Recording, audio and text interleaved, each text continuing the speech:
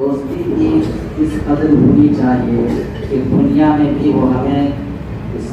دنیا بھی سنوارتا ہوا نظر آئے اور آخرت بھی سنوارتا ہوا نظر آئے۔ دوست اگر سچا دوست ہوتا ہے، دوست اگر اللہ کے رسول کی رضا کی خاطر قربانی کرنے والا وقت وہ دوست ہوتا ہے، ہر وقت ذکر الہی و تسبیح و تحلیل میں وقت گزارنے والا جو دوست ہوتا ہے، وہ دوست دنیا میں بھی سنوارتا ہے اور آخرت میں بھی سنوارتا ہوا نظر آتا ہے۔ کل بروز حشر میں نفسی نفسی کا عالم ہوگا،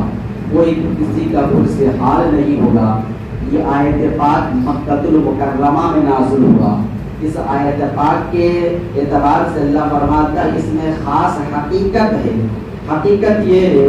کہ سب لوگ وہاں پہ نفسی نفسی کا عالم ہوگا، سب ایک دوسرے سے بھاگتا ہوا نظر آئے گا، دوست سے بھاگتا ہوا نظر آئے گا۔ صرف دوست ہی نہیں، اللہ فرماتا ہے وہاں پہ قریب رشتہ دار، بھائی بہن اور تمام جتنے چاہنے والے ہوں گے سب ایک دوسرے سے بھاگتے ہوئے نظر آئیں گے۔ اس واقعہ کے اعتبار سے اللہ فرماتا ہے یومئذ تبصرہ، اللہ فرماتا ہے کہ وہاں رب کی بارگاہ عدالت میں جسے میدان حشر کہتا ہے، یوم یخرہ، کل بروز حشر میں لوگ ماں بیٹے سے بھاگتا ہوا نظر آئے گا، بیٹا ماں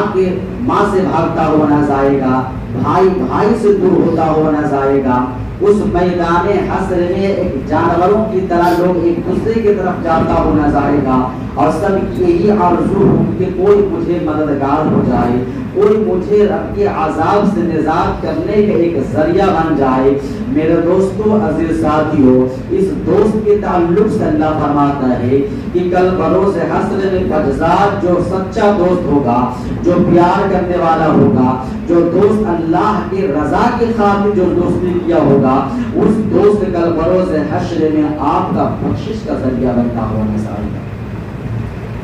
اس لیے کہا جاتا ہے سنگت بھی ایسی ہونی چاہیے کہ انسان کا دنیا اور آخرت دونوں سنوارتا ہونا چاہیے۔ اگر ہم دوست کسی لفنگے کے دوستی کرتے ہیں تو وہ دنیا اور آخرت دونوں میں بھی خسارہ ہوتا ہوا نظر آتا ہے۔ اس لیے اس دوست کے تعلق سے بہت ساری ایسی واقعات ہیں۔ اللہ تبارک و تعالی ارشاد فرماتا ہے جو دنیا میں سچا پکا دوست رب کی رضا کی خاطر کرتا ہے، اس میدان حشر میں ایک آواز آئے گی، اللہ تبارک و تعالی کی بارگاہ مقدس سے ایک نئی آواز آئے گی۔ کہاں ہیں وہ لوگ جنہوں نے دنیا میں رب کی رضا کی خاطر دوستی کیا ہوگا؟ اس دوست کو آج میں اللہ فرماتا ہے اپنے سائے کے نیچے میں جگہ دوں گا، اور وہاں صرف بروز حشر میں رب کے سائے کے علاوہ کوئی سایہ نظر نہیں آئے گا، رب کے سائے کے علاوہ کوئی سایہ نظر نہیں آئے گا بروز حشر میں۔ اس لیے میرے دوستو عزیز ساتھیو،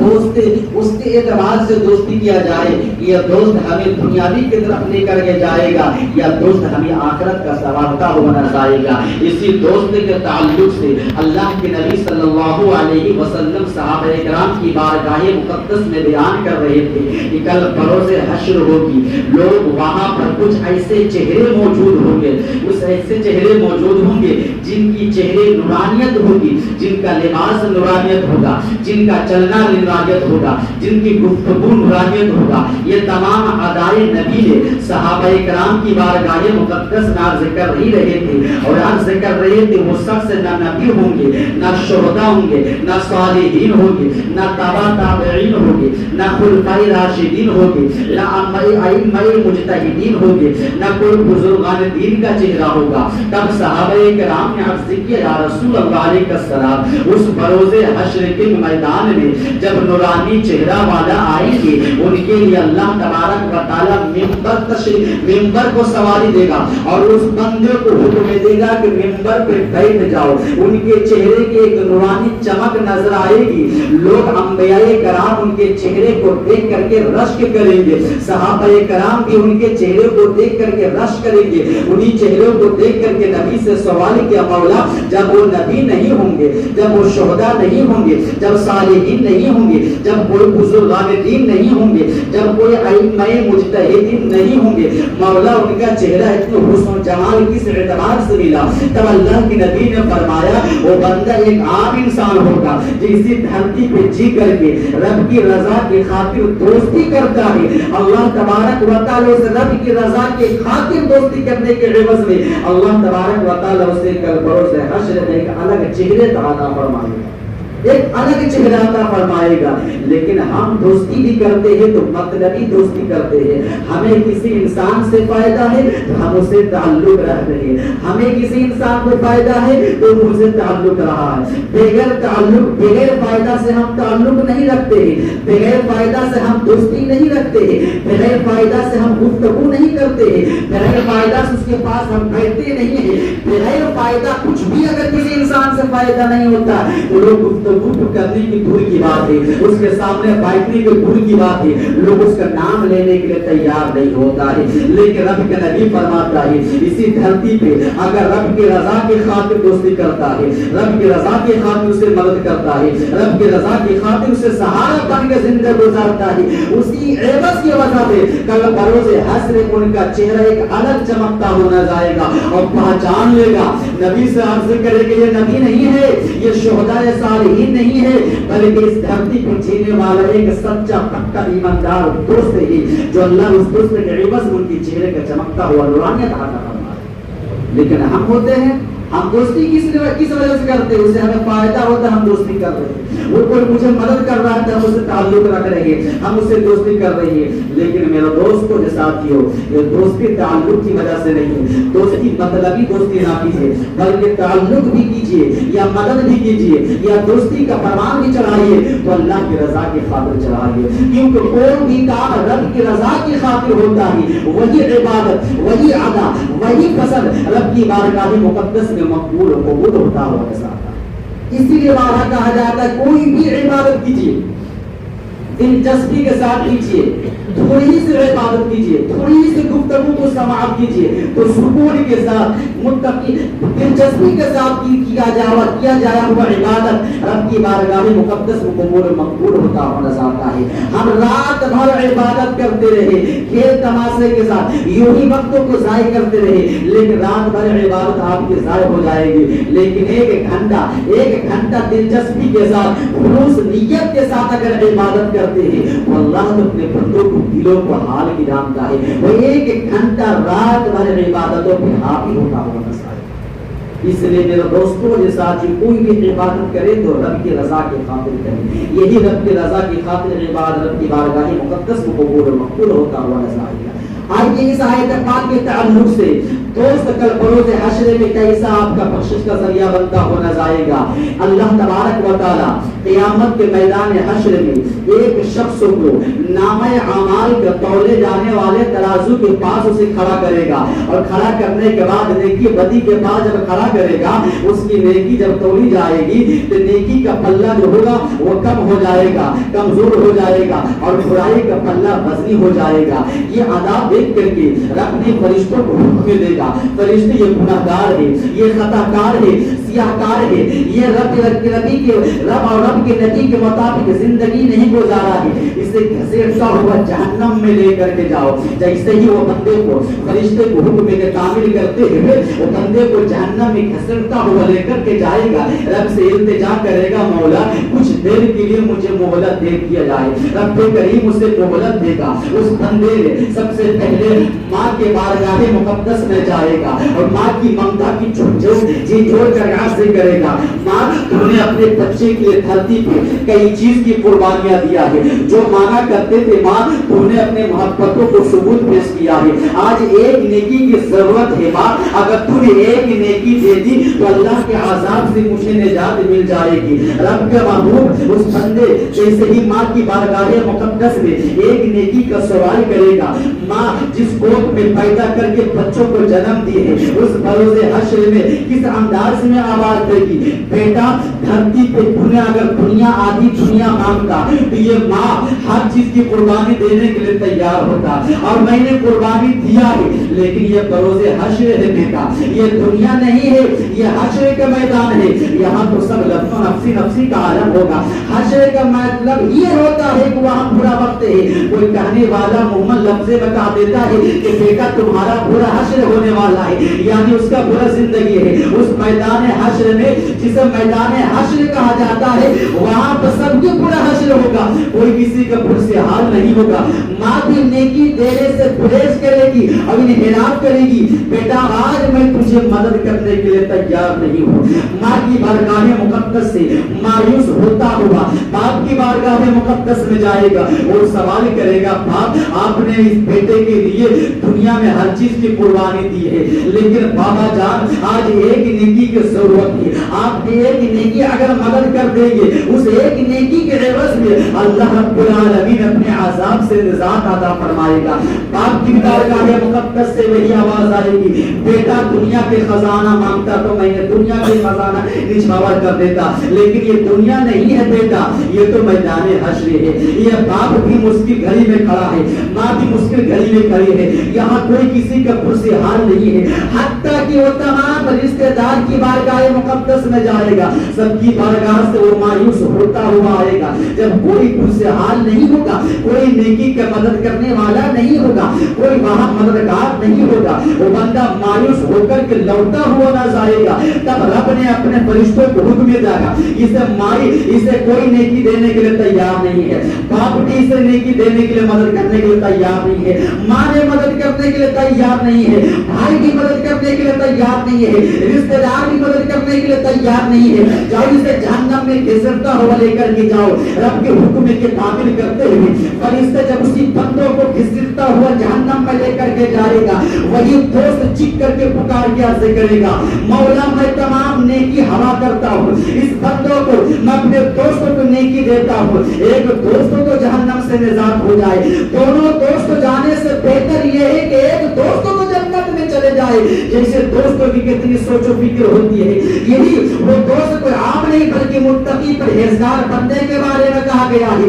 الاخلاء یومئذ بعضهم، اللہ فرماتا ہے دوست بھی دشمن ہو جائے گا، لیکن وہ سچا پکا جو دوست ہوگا کل بروز حشر میں آپ کا مدد کرتا ہوا نظر آئے گا، وہ تمام نیکی اس دوست کو ہوا کر دے گا۔ اللہ سے فرمائے گا، مولا ایک دوست کو جنت میں جا سکتا ہے، میں تمام نیکی دیتا ہوں، اس بندوں کو نیکی دے دیا جائے گا۔ اللہ تبارک و تعالیٰ نے فرشتوں کو حکم دے گا، اسے جنت میں لے کر کے چلو۔ جب جنت کی طرف جب اپنے روح کو موڑے گا، اسی چھوڑ کر کے آواز کہے گا، یہ کوئی مردانیت نہیں ہے جو اپنے دوست کو جہنم میں ڈال کر کے خود جنت میں چلا جا رہا ہے، یہ آواز آئے گی، وہ بندہ آواز سن کر کے رک جائے گا اور اپنے تسانی کو رب کی بارگاہ مقدس میں جھکا کر کے رب کی رحمت کو جھنجھوڑ کر کے آواز دے گا، مولا جو بندہ جو دوست مجھے اپنی نیکی کا ہوا کیا ہے، مولا کائنات جب تک اس بندے کو تو معاف نہیں کرے گا، مولا میں جنت میں داخل نہیں ہوں گا۔ اس کی تسانی کی طرف سے، اس کی سجدے کی طرف سے رب کائنات اس بندے کو دعا کو بھی قبول کرے گا اور اس دوست کو بھی جنت میں داخل کرتا ہوں گا۔ اس دوست نکل بروز حشر میں داخل آپ کا ساتھ دیتا ہوا نظر آئے گا۔ یہ میں نہیں کہہ رہا ہوں بلکہ قرآن فرما رہا ہے، الاخلاء یومئذ بعضهم لبعض عدو للمتقین، دوست کل بروز حشر میں ایک دوسرے کو دشمن ہوگا، متقین جو پرہیزگار بندہ ہوگا، جو عبادت گزار بندہ ہوگا، جو دوست ہوگا، وہ دوست کل بروز حشر میں آپ کا سفارش کا ذریعہ ہوگا۔ اس لیے دنیا میں اگر دوستی ہی کرنی ہے تو سچے پکے ایماندار متقی پرہیزگار سے دوستی کرے، اور ایسے شخص سے دوستی کریں گے تو آپ کا دنیا بھی سنورتا ہوا نظر آئے گا اور آپ کا آخرت بھی سنورتا ہوا نظر آئے گا۔ اس لیے میرے دوست ساتھیوں، دوست سچا پکا رہے گا تو دنیا اور آخرت دونوں سنوارتا ہوا نظر آئے گا۔ آئیے ایک واقعہ ہے حضرت یوسف علیہ السلام کا، بڑا عجیب واقعہ ہے میرے دوستو۔ اللہ نے انسان کو عقل دیا ہے، سوچنے سمجھنے کی صلاحیت دیا ہے، سوچ و فکر کرنے کی اللہ تبارک و تعالی نے عقل دیا ہے، لیکن آپ بہت سے ایسے جانور ہیں جو اللہ تبارک و تعالی نے جانور سے بڑے کام لیا ہے۔ حضرت یوسف علیہ السلام ایک اللہ کے نبی ہے، اور حضرت یوسف علیہ السلام کے بابا جان کا نام حضرت یعقوب علیہ السلام ہے۔ اب دیکھیے ہم بھائی میں دشمنی یہ کوئی بڑی چیز نہیں ہے، بلکہ یہ زمانے سے چلتا ہوا نظر آ رہا ہے۔ آپ نے واقعہ سنے ہیں آدم علیہ السلام کے جب بیٹے حابیل اور قابیل دونوں سگے بھائی تھے تو دونوں بھائی آپس میں جھگڑا فساد کیے، اور اس قدر فساد کیے کہ ایک بھائی نے قتل کر دیا بھائی کو۔ وہ بھی سگے بھائی تھے، ایک ہی خون سے پیدا ہوا تھا، لیکن اب اس واقعہ میں پیش نہیں کرتا ہوں۔ حضرت یوسف علیہ السلام کا واقعہ ہے۔ حضرت یوسف یوسف علیہ السلام کو اپنے حسن جمال کا جب طے کر دیا تو ان کے مصر کی کوئی ایسے خاتون تھی یوسف علیہ السلام کے چہرے انور کو دیکھ کر کے فدا ہو جایا کرتی تھی. اسی خاتون کا نام حضرت زلیخا رضی اللہ تعالیٰ عنہ. جب اس خاتون نے حضرت یوسف علیہ السلام کے چہرے انور کو دیکھ کر کے اس قدر محبوب ہو گئی تھی, اس قدر فدا ہو گئی تھی, اس قدر عشق میں گم ہو گئی تھی کہ سبزیاں کاٹتے کاٹتے حضرت زلیخا رضی اللہ تعالیٰ عنہ کی انگشت مبارک بھی کٹ گئی, لیکن اس سے درد تکلیف محسوس نہیں ہوتی ہے. وہ ہوتے ہیں عاشق قراسی کے رسول. یہی تو شہدائے کرام اللہ کی رضا کے خاطر جو شہید ہوتے ہیں اس کو بدلے میں رب نے جنت دیتا ہے. جنت میں داخل ہو کر کے رب سے کرتا مولا میں نے تیری جنت دیکھ لی, لیکن جنت میں وہ چیز مزہ نہیں ہے جو تیری رضا کے خاطر میں نے دھرتی پہ گردن کو کٹایا ہے. وہ جنت میں تجھے مزہ نہیں ہے, وہ جنت سے بہتر ہے. تو میرے دوستوں ساتھیوں, جو دین کا وفادار ہوتا ہے, جو دین کی سپاہی ہوتا ہے, اپنے جان کو قربانی کرنے سے جو مزہ حاصل کرتا ہے وہ جنت بھی حاصل نہیں کرتا ہے. آئیے حضرت یوسف علیہ السلام کے بھائی, سگے بھائی نے حضرت یوسف علیہ السلام کو پکڑ کر کے ایک کنویں میں بند کر دیا اور رسی سے باندھ کر کے کنویں میں لٹکا دیا. حضرت یوسف علیہ السلام کے بھائی نے جب اسی جنگل میں ایک ہرن پکڑ کر کے لے کر کے آیا اور حضرت یعقوب علیہ السلام یعنی بابا جان کے پاس آیا اور جھوٹ موٹ کے ناٹک کرنے لگا اور بہانہ بنا کر کے رونے لگا, آنکھ سے آنسو بہانے لگا اور بھیڑیوں کو کہا اللہ تبارک و تعالیٰ کی نبی کی بارگاہ مقدس میں حضرت یوسف علیہ السلام کے بھائی نے اپنے باپ حضرت یعقوب علیہ السلام سے کہا بابا جان یہی بھیڑی آپ کا بیٹے حضرت یوسف علیہ السلام کو کھایا ہے. اللہ اکبر. حالانکہ بھیڑیاں کھائی نہیں تھی بلکہ اسی بھائی نے قید کر کے کنویں میں رسی میں لٹکا دیا تھا. اللہ اکبر. جیسے ہی یعقوب علیہ السلام نے اور اپنے بیٹے کو سنا کہ یہ بھیڑیاں کھائی تھی, بھیڑیاں کو اللہ تبارک و تعالیٰ نے فصیح الزمان دیتا ہے. وعلم الزمان میں حضرت یعقوب علیہ السلام سے گفتگو کرتی ہے, عرض کرتی ہے اللہ کے نبی آپ ہیں, اللہ تبارک و تعالیٰ نے زمین پہ حرام کر دیا ہے وہ انبیاء کرام کے جسم اطہر کو کھائے جو زمین پہ حرام کر دیا ہے, درندے پہ حرام کر دیا ہے. اس بھیڑیے کی کیا مجال ہے جو آپ کے بیٹے حضرت یوسف علیہ السلام کو کھا سکے؟ ہرگز نہیں ہو سکتا ہے. جب اللہ نے زمین کو حکم دیا ہے کہ انبیاء کرام کو جسم کو چھوڑ نہیں, انبیاء کرام جس طریقے سے دھرتی پہ صحیح سلامت ہے اسی طریقے سے دھرتی کے سینے میں لیٹ کر کے بھی صحیح سلامت ہے. اور زمین انبیاء کرام کو مٹی نہیں کھاتی ہے, جب زمین نہیں کھاتی ہے تو درندے کیسے کھا سکتے ہیں؟ اللہ تبارک و تعالیٰ کے نبی حضرت یعقوب علیہ السلام جب بھیڑیے کو گفتگو سن کر کے الگ لے کر جاتے ہیں, 2 رکعت نماز نفل ادا کرتے ہیں اور اللہ تبارک و تعالیٰ سے وہ بھیڑیے سے گفتگو کرنے لگتے ہیں. بتاؤ تو میرے بیٹے کے ساتھ آیا کیسے, میرے بیٹے کے ہاتھ میں آیا کیسے؟ کہا میرا ایک بھائی ہے, جانور ہے جانور بھیڑیاں, کہا میرے ایک بھائی ہے, میں اپنے بھائی کو اللہ کی رضا کی خاطر ملاقات کرنے کے لیے اپنے گھر سے نکلا. کہا تمہارا گھر کہاں تھا؟ کہا میرا گھر جرجان تھا اور میرا بھائی کنعان کے سرزمین پر رہتا ہے. میں اپنے بھائی سے ملاقات کرنے کی رب کی رضا کی خاطر جیسے ہی جرجان سے نکلا جنگل میں آپ کے بیٹے پکڑ لیا اور آپ کے بیٹے کو حضرت یوسف علیہ السلام کو قید کر کے کنویں میں ڈال دیا ہے. اللہ تبارک و تعالیٰ کے نبی حضرت یعقوب علیہ السلام نے کہا کہ جب بھیڑیے کا جب یہ عالم ہے, بھیڑیے جب نیکی کی وجہ سے اور اللہ کی رضا کی خاطر اللہ کے عذاب کے خوف سے ڈرنے کے عوض میں اپنے بھائی سے جرجان سے چل کر کے کنعان ملنے کی نیت سے نیکی کے حصول کے مطابق جب جا سکتی ہے تو ہم اپنے بھائی سے ملاقات کرنے کے لیے ایک محلے سے دوسرے محلے تک کیوں نہیں جا سکتے؟ ایک جانور سے آپ نصیحت لے سکتے ہیں. یہ حضرت یوسف علیہ السلام سورہ یوسف میں پورا واقعہ لکھا ہوا ہے, یہ کوئی کہانی نہیں. سورہ یوسف یہ قرآن پاک کی آیت ہے. سورہ یوسف میں پوری واقعہ لکھا ہوا ہے کہ اس ہرن نے تمام واقعہ کو پیش کیا اور کہا میں اپنے بھائی سے ملاقات کرنے کے لیے جا رہے ہیں. لیکن ہم ہوتے ہیں ملاقات کو تو بھول کی بات ہے. ایک بھائی جب عروج پہ چڑھتا ہے تو اسے ہم کھینچنے کی کوشش کرتے ہیں, اسے ہم کمزور کرنے کی کوشش کرتے ہیں. لیکن اللہ فرماتا ہے پوری دنیا مل کر کے اس بندے کو کمزور نہیں کر سکتا جس بندے کو ہم اونچائی دینا چاہتے ہیں. اس لیے میرے دوست ساتھیوں اللہ فرماتا ہے الاخل یومئذ بعض بعض الا المتقین. اللہ تبارک و تعالی فرماتا ہے دوستی اس قدر کرو تاکہ دنیا میں بھی تجھے ساتھ ہو اور آخرت میں بھی تجھے ساتھ دیتا ہو. اللہ رب العالمین سے میں دعا کرتا ہوں پروردگار عالم مجھ سے جو کچھ بھی گفتگو کر دیں گے غلطیاں ہوئی پروردگار اور سامعین کرام کو سننے میں جو کچھ بھی غلطیاں ہوا اپنے حبیب کے صدقے میں تمام غلطیوں کو معاف عطا فرمائے اور بولنے سننے سے آزاد عمل کرنے کی توفیق رفیق عطا فرمائے. وآخر دعوانا رب العالمین السلام علیکم.